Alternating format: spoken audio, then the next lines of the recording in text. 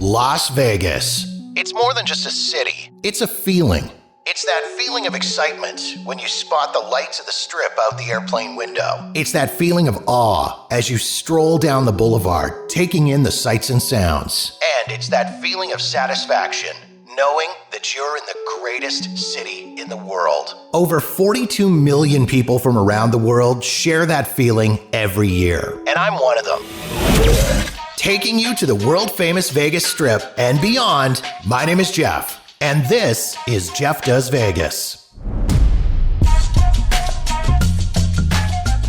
I've said it before and I'll say it again.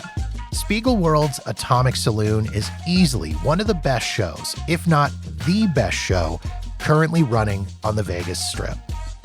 And I'm extremely fortunate to be joined for this episode of the podcast by one of the incredibly talented members of the cast of Atomic Saloon. During my last trip to Vegas, I was able to head over to Spiegelworld's super secret headquarters, where I sat down for a conversation with Petra Massey, better known as Boozy Skunkton, the proprietor of the Atomic Saloon, who also serves as the MC for the show. Petra and I talked about what got her into performing, what got her involved with Spiegelworld, the early days of workshopping Atomic Saloon in Edinburgh, and much, much more. Please enjoy my conversation with Petra Massey.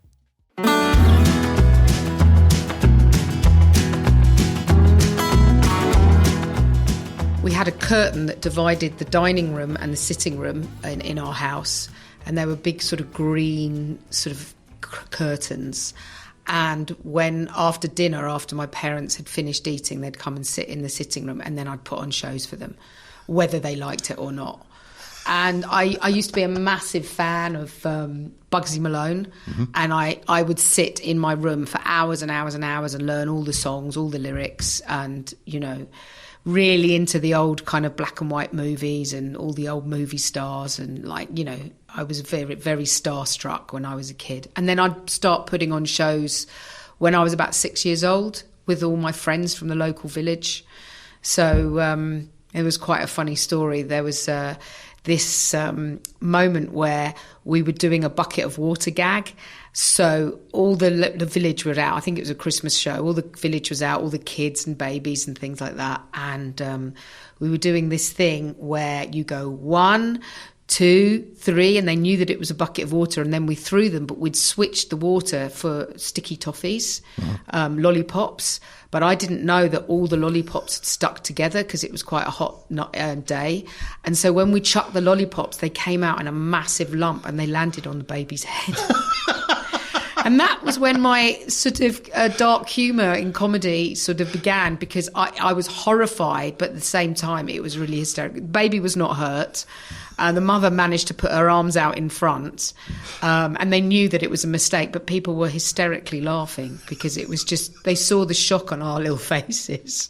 So was that then when you decided, you know what, physical performances and really dark physical comedy was where you wanted to go, or was it much later than that? It was much later than that, because I always wanted to be taken seriously. I wanted to be a serious actress, and I still do. But it was very clear. I ended up going to Middlesex Poly, which is now university, and doing a BA Honours in performance art. And I got kind of very interested in a company called Theatre du Complicité, who do very physical, comedic pieces, and they devise all their own work, so it's all completely original. And me and my friend Charlotte went over to see them at the Almeida, and we came out running with joy, just saying, this is what we want to do, this is what we want to do. So I think, but I didn't expect to go into the clown comedy world. I still thought that I might someday be taken seriously as an actress, but that's just never happened. Sadly.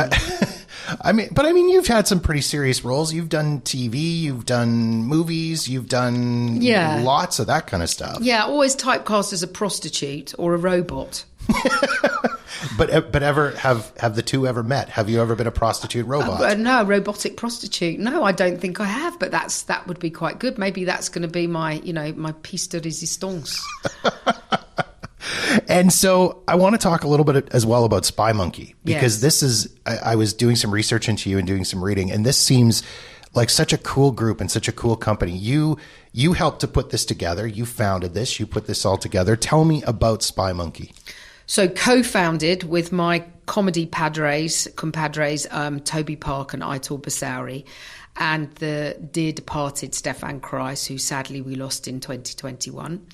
But we founded the company in 1998, I think. And we enlisted Cal McChrystal as our director. And we worked all together with Stefan and our brilliant designer and prop maker, Lucy Bradridge. And with Cal, we worked together for the first 10 years, and we did Stiff, Undertaking, and Cooped. And we did another show called Bless. And then we started to look further afield and started to work with different directors, with Jos Huben, who was actually from Theatre de Complicité. So this was like a dream come true, that I ended up working with the idols that I was completely in love with for years and years, were now directing our show. So that was like a massive honour, a total honour. And we worked with Emma Rice, who's quite a well-known director. And so basically we wrote and devised shows. They usually would take us about 6 weeks to put the shows together. And then weirdly, we had a very strange journey, because Bless didn't go so well. That was our third album kind of show. And we were headhunted by Cirque du Soleil. And Cal had already worked on a show, Varakai, and he really wanted us to work on this new show, Zumanity. And it took quite a lot of persuading. I really dug my heels in, and I didn't want to leave. I was very happy with the work that we were doing, and I had heard some horror stories about Cirque and about how they treat the performers, and Aitor really wanted to go. So there was this sort of slight struggle, but then we did end up going, and it was the most fantastic time of 2 years, and we made lifelong friends working with Joey Arias and Raven O, and people that we're still in touch now, Corinne Zazur and Mel Vasquez, and a lot of them are still in Las Vegas now. And then that kind of put us on the map, because we went from kind of small fringe theatre to, you know, selling out a show 2,500, or was it 5,000 seater? I can't remember how big it is, but it was massive. So we went from small fringe theatre to Las Vegas, the Strip, with nothing sort of in between. There wasn't a growth in between. So it was a real adventure, actually. And I think it really gelled the company, because we were not only living like down the road from each other, but we all were bringing up our families together, and we had like what we call a Spy Monkey village. There were 11 of us with the wives and the kids. And then when friends came over, which was a lot, you know, the village would grow. So it was I think that was the glue, actually. Although Stefan was a bit of a traitor, because when it came to the 2 years contract finishing, we wanted to go back and retake what we were doing.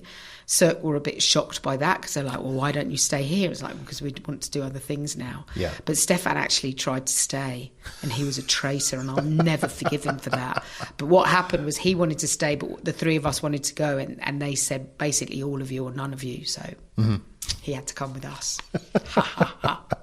And I mean, in the reading that I did about Spy Monkey and about that, your group, I mean, you guys you're heavily revered, you're researched, you're studied. I mean, that's got to be a pretty incredible feeling when you've put something together like that, in a body of work like that, and people are like, we want to emulate that. We want to do that. Yeah, it feels, I don't really think about it that much until I come to certain places where, like when I came to Vegas and I was getting in touch with Folky and various people trying to suss out what it's like to work with Spiegelworld and getting a little bit of inside information.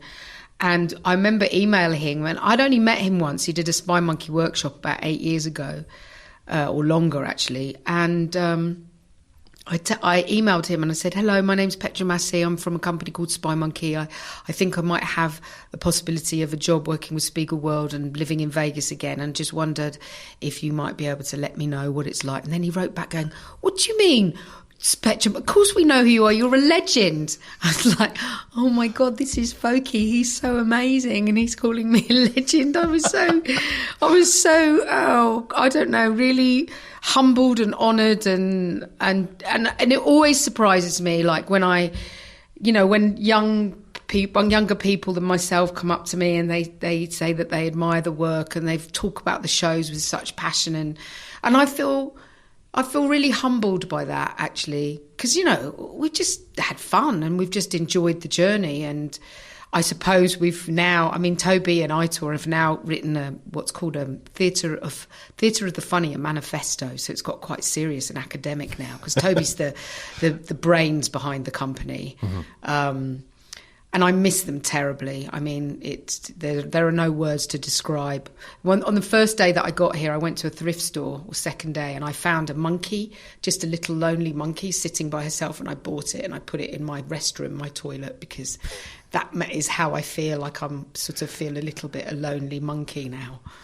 Do you ever get a chance to go back and see them and spend time? Well, pandemic stopped that, I guess. Yes. So I was only on loan from Spy Monkey for a year. Mm-hmm. So I was only supposed to be away for a year, and then I was having such a good time, and it was such a big move to move all of my family. I thought I'll just stay one more year. Mm-hmm. And I phoned them, I called them, and we talked about it, and they said they were okay with that, but to come back after that. And I had every intention to come back after 2 years, and then the pandemic hit 8 months into that year, and then everything was, as you know, completely changed. And I spent 13 months thinking, should I stay, should I go? There was nothing in England, nothing was happening in Europe. And I thought, if anything opens, it's going to be the entertainment capital of the world, and I'm living in it. Mm-hmm. So I stuck it out. Mm-hmm. And now, because of those 13 months where everything changed, my priorities have changed. Sure. And it was a very scary time, having a kid, not knowing where the money was coming in, and security suddenly became, I've always been a risk taker and an adventurer, and that hasn't gone. It's just something else has taken precedent right now, and that's basically having something that's regular and that I know where the paycheck's coming. For now, that could change, Mm-hmm. And I really enjoy working with Spiegelworld. I really enjoy the company. It's growing. I love being part of this movement. I think this, most people who have made it, like Ross, usually end up buying islands, but he's bought a town. And I have so much love and respect for that. I just think it is, and I've been to Nipton, and it's this beautiful, rich vein of history with the likes of Clara Bow and Rex Bell, and I'm making a sort of proposal for a short film at the moment about Clara Bell, because I think there's some parallels between Clara Bell and Boozy Skunkton, mm-hmm. both being redheads and both being unapologetic. So I'm really behind how they're growing, and feel again very, very proud actually to be part of this journey with mm-hmm. Spiegelworld. They're a very sort of maverick, fresh company, and I just really enjoy the work, and I enjoy the people. I'm having a lot of fun. Did you know much about Spiegelworld and what they did prior to getting involved with Atomic Saloon? The shows that they were running here in Vegas already at that point, Absinthe is a legendary show and such a great show, and they mm-hmm. did such an amazing job with that. And I think that show really kind of set the community on its ear in this town, and the type of show that they were doing. And then same thing with Opium. So I'm sure, you were aware of what they were doing here. Yes, I was. Well, because, we were in Vegas in 2003 to 2005 doing Zoomanity. And then I think we came back in 2008, which is pretty much when Absinthe opened. And this is where we met Folky and Anais, and knew about, and we saw that show, and it was in the small tent. It was a much smaller show then, and it was brilliant. And we thought, this is amazing. We were trying to carve this different kind of comedy within Zoomanity, within the realms of Cirque du Soleil, which was quite difficult because mm-hmm. they tend to put you under the umbrella of Cirque du Soleil. And I fought really hard to keep our name as Spy Monkey and not just the clown, so that we just disappeared. Mm-hmm. And I fought tooth and nail for that. So it was really interesting to see Spiegelworld carve the way for the likes of people like me and Amy Misbehave and all these brilliant performers coming in who might not normally have an avenue to show off their work because there wasn't really an audience for it. But now the tide is turning, and you can really feel like the nature of the Spiegelworld shows like Atomic may not have worked 20 years ago, but now they're absolutely thriving because there's a very different feeling, a different taste. And what's happening is it's bringing a very different calibre of performer in, and a very interesting calibre of performer. So it feels like right time, right place at the moment. That's what it feels like to me. And Vegas has changed. I mean, from how it was 20 years ago to now, it's a much more interesting place to live, and with a family as well. Because most people don't really know the other side of Vegas. But there's a brilliant side of Vegas that is away from the Strip and really quite animated and fresh, and new things are happening. It's a very fertile ground for creativity at the moment, I feel. How did you get involved with Atomic Saloon? How did that come to be? So that was my dear friend and director, Cal McChrystal, who worked with Spy Monkey, as I say, for a large part of our existence. And it was I was at my friend Lucy Bradridge's house, who's our designer, and he came for dinner.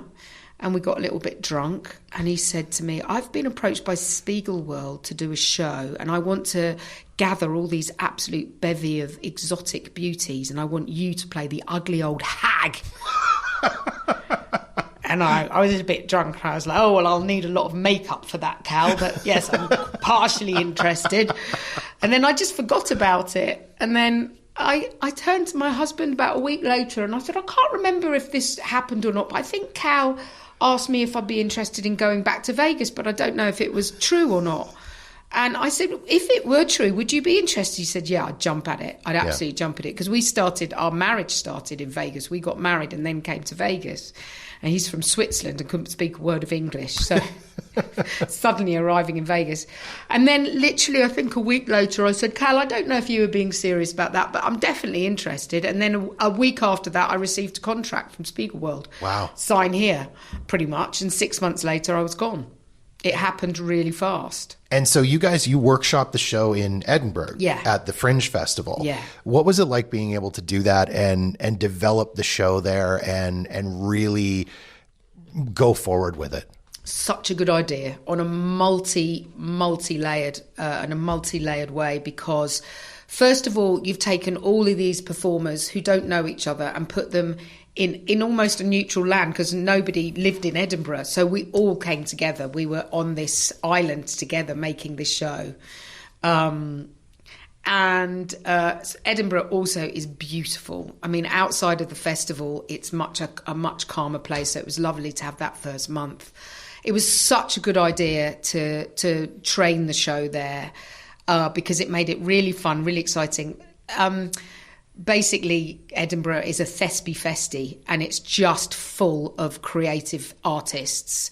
So it was really wonderful to see. And there were people from Vegas that who lived in Vegas or had never been to Edinburgh before. So it was so exciting. And it was such a journey. And we had 2 months together. So we did the first month making the show and the second month performing it every single night except for one night. Mm-hmm. So we really honed the show. So by the time we came to Vegas, we were on it. We were ready to go. We were ready to fly. So then I think we had about 2 weeks settling the show into the Vegas, the new venue, and then it hit the ground running. It was like a massive success. I remember David O'Meara, who's the bath boy in Absinthe, saying, we've got serious competition with Absinthe now. It's the new kid on the block.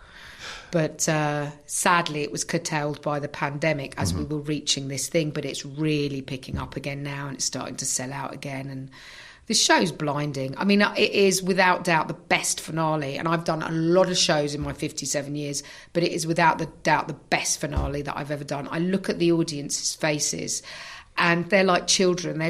They cannot believe their eyes at what's going on. And it's just bang, bang, bang. bang, laugh, laugh, laugh, and just incredulity on top of an incredulity. They just cannot believe what they're seeing. And I so enjoy it, even when I'm tired and I'm on my 10th show and it's a Tuesday night. I get to that finale and it's joyous. It's just totally joyous. And that's saying something, because I've been doing the show for 3 years now. Mm-hmm. So to still be in love with the show and in love with everybody that performs it and in love with the Spiegelworld company, I feel so lucky, so damn lucky. Yeah, I pinch myself sometimes. When the show was first getting going and you were workshopping it and you were getting scripts and you were doing these things in rehearsals, was there ever a time when you were like, what the is happening here? Because it's such a crazy show. Yeah. Most days I was like, what the? Because, I mean, my journey was, everyone's journey is a bit different, but I had been performing with my compadres. I toured Stefan and Toby for 20 years, and I hadn't done my own stuff since before I met them, because I used to be a solo performer. I was a street performer, stand-up comedian, and, just jobbing actress, basically. So suddenly I was kind of carving my own way, but without my 3 boys. And my whole character within Spy Monkeys, I always want to be the star. I aspire to be the star, but I'm never allowed, because Toby's always, because I'm an idiot. I mean, if you're told that you're an idiot in clown work, that's the highest accolade that you could get. And he'd just say, no, you're an idiot. You don't know what you're talking about. You can't. So it was always wanting to be the young ingenue. And then suddenly, although not young ingenue, but they want me to play the lead. And then I was like, well, where's my comedy? Where do I, if I'm already the lead, how, am I playing the straight person? Am I, what is this? And I found it really, really difficult. I mean, I had a comedy partner back then, who was very, very funny and had been solo performing. So, he was very, very strong. And I felt extremely lost. So, and it was a real challenge for me to find my feet again in that way without Toby, Aitor and Stefan, and carving what is the new me in this show where I am playing the lead. And I don't know if I'd get embarrassed, but, people would go, oh, you're the lead of the show. I'd say I'm the boss lady, I'm the brothel owner, because I do feel like, I'm very for the fact that, this show that you see is just a small part of the big picture, with all the crew and the wardrobe and the management and all the performers and the musical directors and the director and the producer. And it's, sometimes they don't get credit. So this is me giving credit to everyone that put this show together, because it took a huge amount of work, but it was a huge amount of fun doing it. But I was a doubting Thomas for, I would say at least for the first 4 to 5 months of performing it. I had to really find my way, and it was really challenging for me. But I have, and I feel like I'm owning it now, and I feel very in Boozy's skin, and sort of the woman that you love to hate. I want to talk about Boozy because, I mean, she's out there. She's such a great character. She's so much fun. How much input did you have in developing that character? And the bigger question is, how much of you is in that character? Well, with Cal, the clown is very much you. It's the part clown would... Cal would always say, it's your party self. It's yourself where you go into a party and you're on an absolute buzz and you are the belle of the ball. So it's that kind of energy. So Boozy is me to a certain extent. It's my sort of aggressive party self, my out there, outrageous, gregarious self. But we also had a script writer that came in, so he would come up with a lot of the lines and most of the script, and then I would tinker away at it, which I've done and I'm still doing, because it's forever changing with the pandemic and now not the pandemic, and masks sometimes and this and that. So I'm always very respectful. So I always make sure that, I check in with Cal or check in with the resident director. Sometimes I'll just find a line and just go, okay, can I change it? Because that really worked. So you're constantly keeping it fresh. But yeah, the Boozy is very much me. That's why Cal got me in to do this job, because he wanted that type of energy, that type of clowning. And he wanted a strong female lead. How's the character evolved in the time that you've been performing the show now? This has been, again, an interesting journey, because I was playing the lead and I was the brothel owner and I had a whip, and she was very aggressive, but it was too aggressive. When I first started, it was she was too frightening and it wasn't funny, and I was playing the status rather than let the status just take over, and then I could play under. I was playing very high status and I was just too mean. Mm-hmm. And a lot of the jokes weren't coming. They weren't working, because people were just like, oh, I don't think I like you. You're actually a bit of a cow and you're horrible to people. So I just started toning it down and finding the laughter of Boozy and finding the softness, because I'm already high status. I'm already the brothel owner. I'm already their boss, the staff's, everybody's boss. I could just let go. And I think that happened actually when I gained confidence that, I could run the ship, basically, because that's what I'm doing. A lot of people say that I'm the glue of the show. I feel very responsible for making the show energetic and high, and giving everyone their accolades, intros and outros, and just keeping that energy up and buoyed, and so the audience are always interested, and also that our bits are interesting because they're such blow me away acts that you've got to try and keep up with that level of skill, even if it's just verbiage and just making jokes and stuff like that. And on a quieter night, that can be hard. Mm-hmm. So sometimes I have to do this thing I call myself Boozy Bullet. So I just absolutely keep the energy, and if there aren't any laughs coming, I don't wait for them. Because there's nothing worse than waiting for a laugh that doesn't come. Yeah. And I can sort of tell when they're enjoying it, but like a quieter audience. Mm-hmm. Otherwise, the energy drops. Do you ever have those nights when you walk out and you look at the audience, or you do one of the gags or one of the jokes and it doesn't really land, and you just think, oh, it's going to be one of those nights? Never. Yeah, it happens on occasion. But the beauty of this is we're such a tight company and such a tight cast that there's a twinkle in all of our eyes. And most of the time it gets to a point, usually when it's Jean-Louis that goes out, Jerome, where the audience change and we have them in the palm of our hands. It takes them a little while to sort of settle into the show, because as you know, the opening song is pretty hardcore. Yeah. And it sort of sorts out the meat from the potatoes of who's going to be enjoying this show and who's not, because it's not for everybody. Mm-hmm. But usually I would say 9 times out of 10 there's a point in the show where it turns and then they're in the palm of our hands. Mm-hmm. And then I would say, most of the time it's just an absolute riot. Even on the quieter shows, winning those quieter shows over is really lovely. You feel like they're with us. They're with us. They're a little bit quiet, but they're totally with us. I remember the first time when my wife and I went and saw the show, and that first song, that opening song hit, and I think we both looked at each other and went, what did he just say? This is amazing. This is the best thing we've ever seen.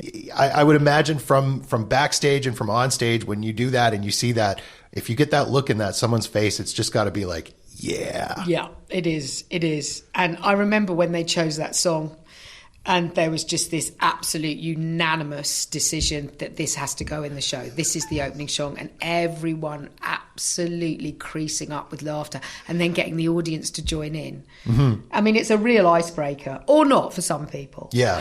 Yeah. I remember I talked with Colin Cahill the one time and asked him about that. And he said the first time they handed that to him and said, this is the song that you're going to sing when you walk out. Again, he was kind of, oh, okay, Yeah. we'll see how this goes. Yeah, he does it so well. Yeah, that's awesome. Yeah. I love it.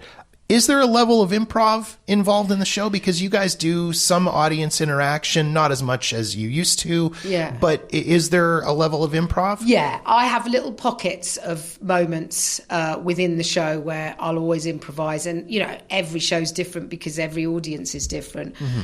But, there are certain parts that I have to stick to the script, just partly because of the pace of the show, but also because of the cues and being respectful for other performers.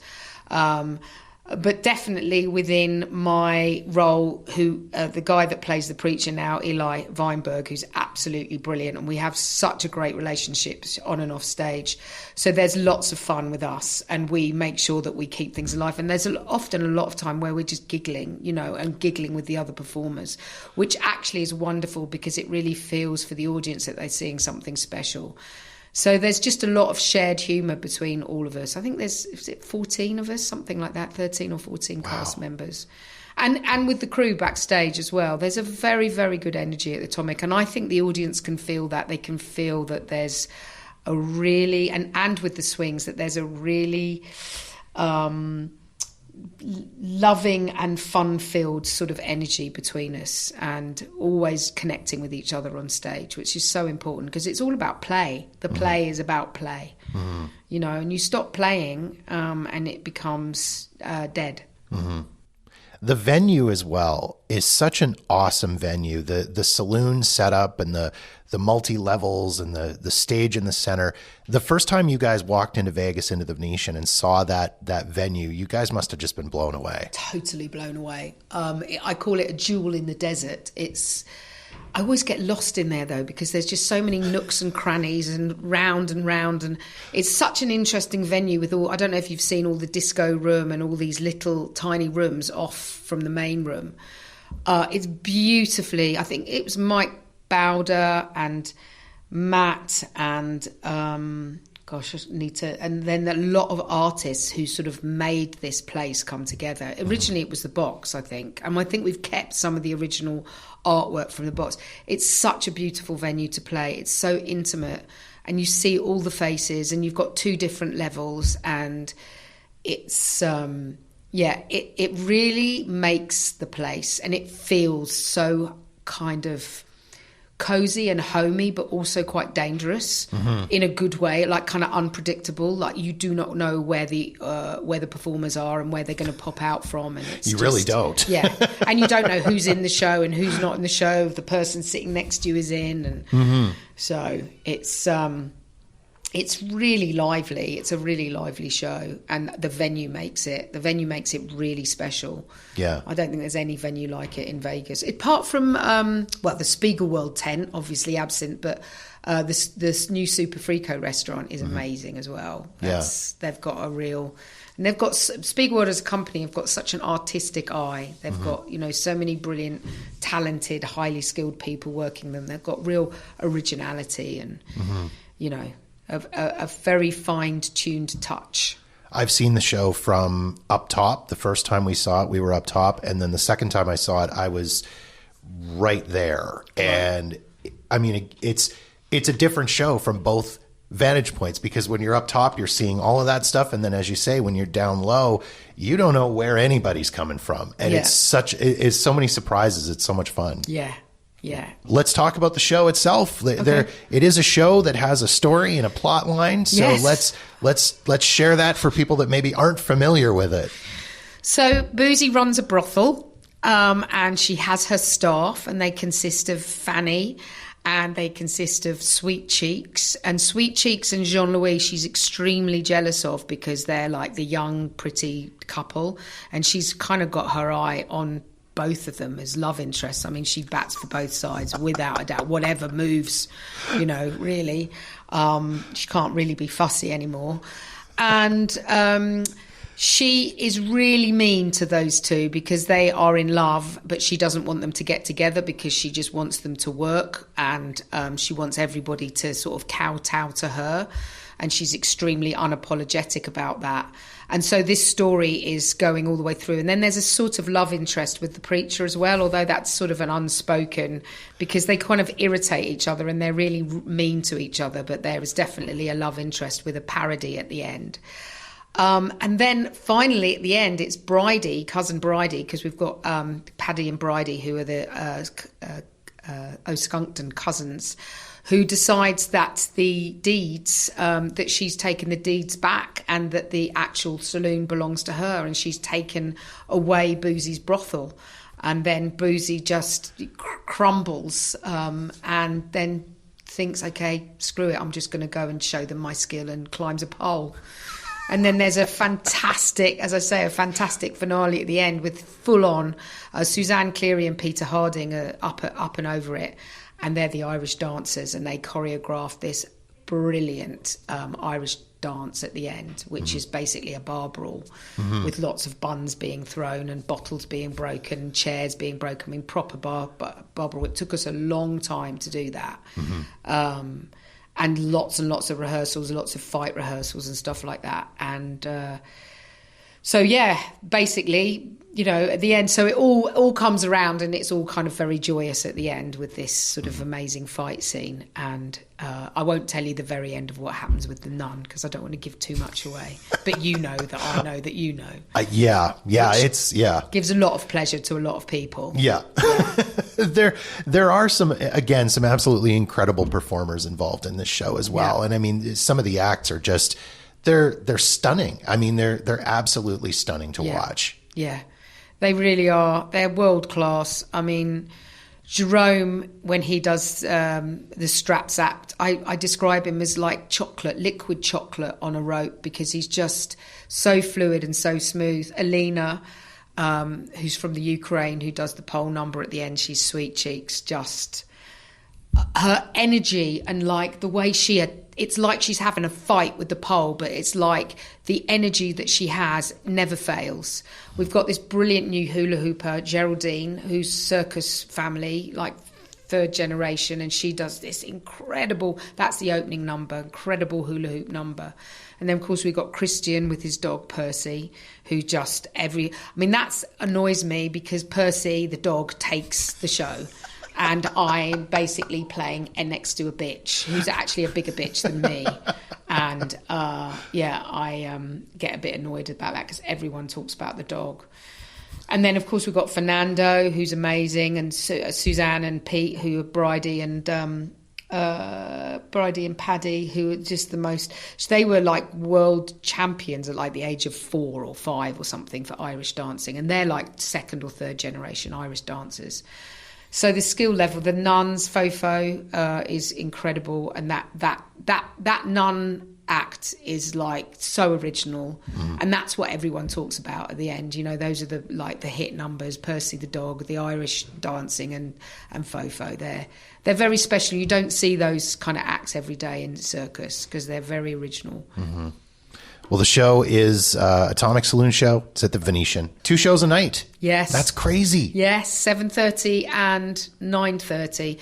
Actually, you know what? It's kind of like, I always find the first one back in after 2 days off the hardest. It's a bit like Monday morning. But then you get into the swing of it.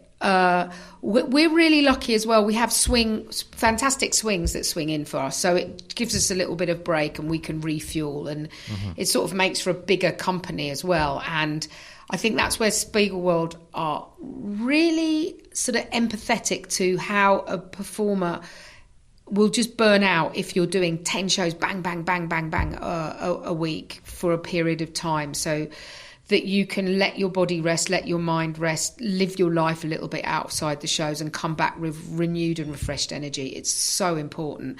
And it makes people want to work for this company, because they got it right. Mm-hmm. I've worked for a lot of companies that didn't get it right, and you don't want to work for them. I mean, there's so many people that would just be like bashing the door down to work with Spiegelworld at the moment, because they know how to treat performers. And you know, you get, that's not rocket science. Just a few breaks every now and then, you know, that's all. And then you come back and you're like banging to go again. It's fantastic. I love it. Petra, thank you so much for doing this and taking the time. I appreciate this, and I'm excited to share your story with everybody. Can I say one extra thing? Absolutely. I'm just about to become, or am really, a wedding officiant, and which means I can marry people. And I really want my first marriage to happen at the Atomic Saloon stage. I want Boozy to marry someone. So if there are any takers, or takers that want to retake your vows like yourself, then come to the Atomic Saloon show and get married. I will. I'm going to talk to my wife about that. That would be brilliant. Awesome, Petra. Thank you so much. Thank you.